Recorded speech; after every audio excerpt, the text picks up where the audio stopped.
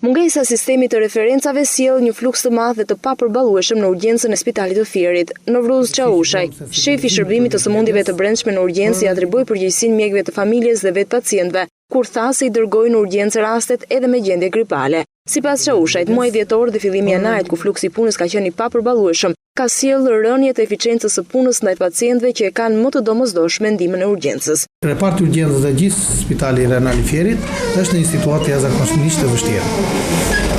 Kemi dyndje njerëzish të cilët vinë pa asnjë lloj sistem referimi.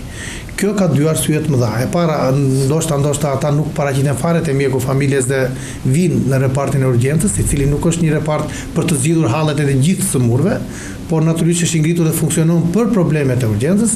Dhe e dyta, ndoshta nuk e vëm dot ndryshim, por mund mos funksionojë fare sistemi i referimit në periferi.